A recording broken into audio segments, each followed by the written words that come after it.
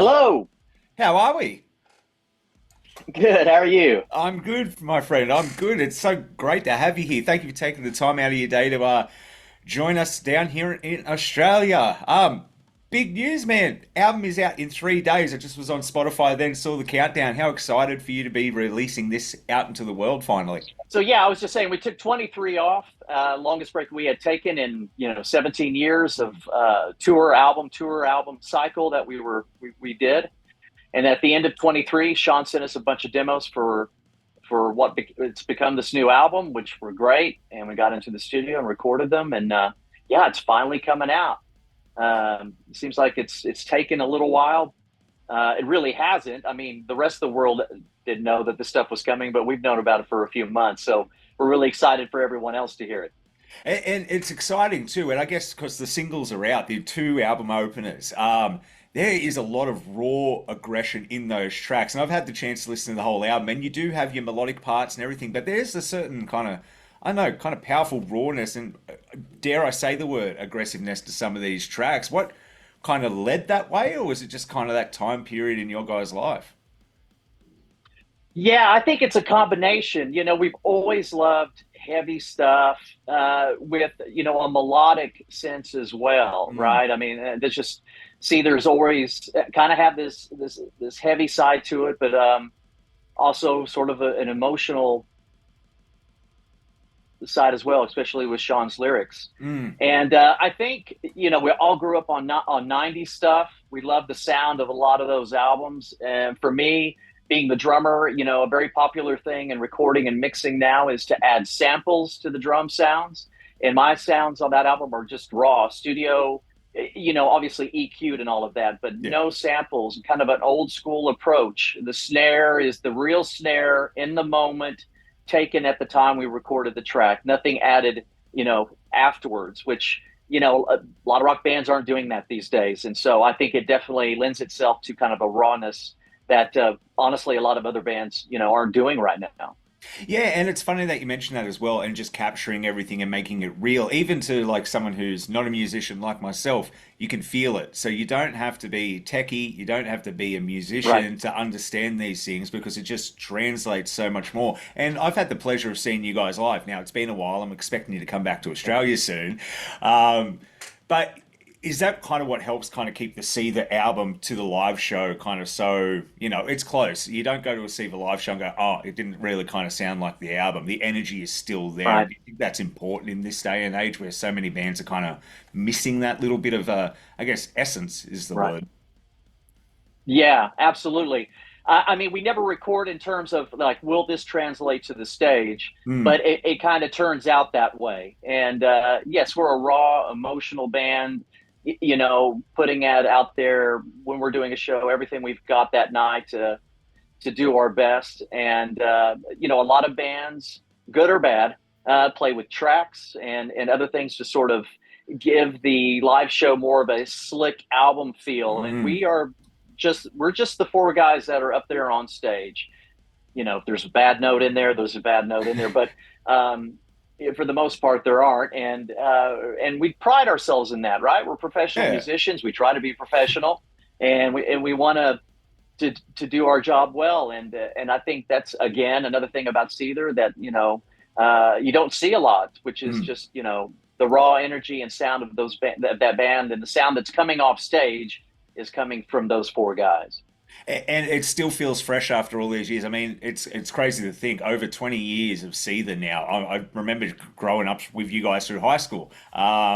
Introduced to my cousins who were big grunge fans in the 90s, and then kind of you guys came in after that and kind of kept that energy around for all these years to come. How do you think why Seether's had such success over all these years? Because there's so many bands from that time period that just kind of aren't around anymore, or especially they're not releasing albums as regularly as you guys. You guys are still on the, Right. 3 to 4, an album every 3 to 4 year cycle, which is really Yeah. impressive in this day and age.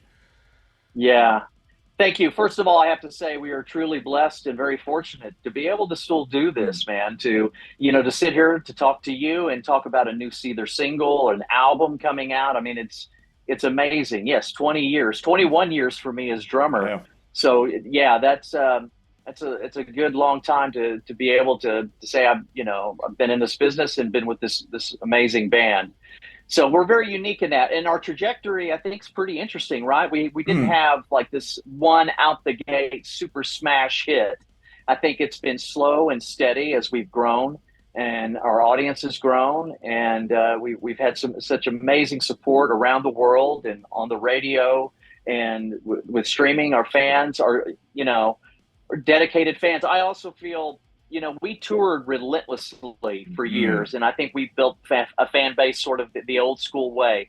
We won audiences over by, opening for bands or doing headline shows and touring nonstop for years. And the fans I feel we have, aren't really just hanging on for the next single. Is a single good or bad? If it's bad, then Yeah. I'm out of here. I think the fans we make are lifers, and that's very special, and we do not take that for granted. I'm going to bring up something a bit interesting now because you 21 years in the band, like I guess your position in the band, you're legally allowed to drink in America now. But I've got to ask you, after 21 years, has touring got any easier, or is waiting for those long ass flights, especially down to somewhere like Australia, still just as hard as ever? That's right, right. Everybody, we love the hour, the 90 minutes we're on stage, but it's the other, 22 and a half hours that make up your life. And yeah, it's a lot of travel. Flying is not my favorite thing, Mm. still isn't. And then, for us coming to Australia, it's a 14-hour flight. It's been a while, South Africa is a 21 plus hour flight. So here in the States, we tour by bus Yeah. mostly, which I love a bus, man. I sleep really well in a bunk, and it always takes me a little time to get adjusted to being home after being out on the road because I sleep so well on a bus, kind of rolling down the road. I was used to it. I've just spent most of my adult life riding a bus, and and I like it a lot. But yes, flying can be, aggravating, obviously. But again, I have the coolest job in the world, and it's really kind of hard to complain.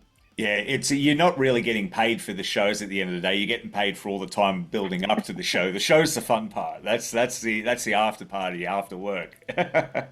Yes, exactly. Someone said that to me, and they go, "You're not getting paid for the shows or your performances. You're getting paid for the other 22 and a half hours." And I'm like, "That's a Exactly. good point." Yeah, exactly. Exactly. Now, I did have a bit of a look as well. I don't think you guys have played anything off the new album live. What are you kind of hoping to sink your teeth into, or at least play in front of the fans?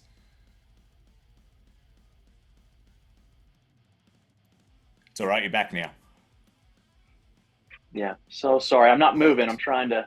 No, you're right. It's at least it's happening every time I ask a new question, so I'll be able to cut this nice and I easy. know. Okay, well, take two. All right, so yeah, what was I saying? Oh, yeah, so I had a bit of a look. I noticed you haven't, unless I've missed it, you haven't played any of these new tracks live for the fans. Which ones are you kind of excited to break out and to just kind of see how it goes and kind of play for the people? I guess because it's exciting having new music out. This is your first time going out and kind of trying these things. Yeah, right. So the new single we will definitely be adding to Mm. the set, Judas Mind, and I'm really looking forward to playing that. And we worked up a couple other songs. There's a cool song on the album called "Lost All Control." Mm. Uh, Really interesting sort of drum pattern for me. It's a fun song to play. Dare I say, a progressive kind of track. It's a lot of fun to play. I don't know if it'll be in the set on this tour, but we've definitely worked up some stuff. And when we play, a lot of fans haven't seen us in a long time, and they Mm. kind of expect to hear certain tracks, right? We can't do a show without doing Broken or Yeah. Fake It or Country Song or Remedy or what. So unfortunately, we were limited on time and how many new tracks we can add. But Judas Mine will definitely Yeah. be in the show now, so I'm excited about putting that one in the set. I'm excited for you because what an album opener as well. It kind of really just sets the whole tone for it. So was that the big decision to kind of sit around and go, this needs to be, if you're putting, especially got a vinyl, I'm a big vinyl fan, right? You put a vinyl Me record too. on, that opens the album. I think a good example of the band is Iron Maiden. They were always very good at picking and opening tracks. So how important was it to sit down and make sure Judas Mine was the opener? Because You probably could have gone with Illusion as well. I thought that was a pretty Yeah. good one, but I think having Judas Mind follow into Illusion was just kind of like the double hitters, the bang bang, here we go. Like, very exciting. But was that pre-thought out, or just kind of go that way?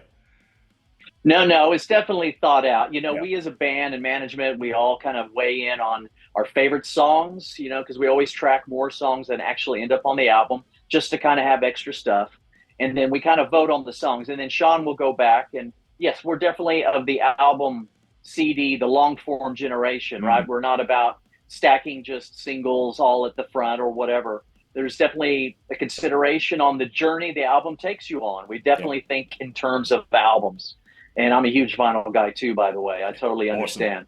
And so, yes, that was definitely taken into consideration. And you always want to come out, with that banger on that first track, the album opener. We've always kind of done that, and that was definitely the case. And it's interesting, yeah. Illusion could have been there too. Mm. And when we made playlists of the demos, Judas Minor or that one would be at the top of my list, and sort of alternating even. So that was. Either one of those would have been, could have worked really well, I think.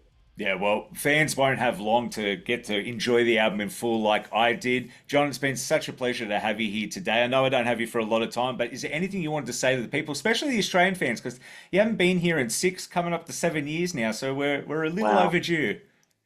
Yeah.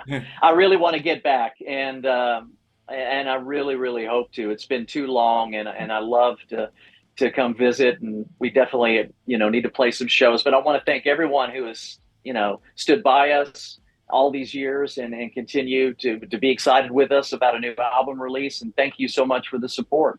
Truly, truly grateful.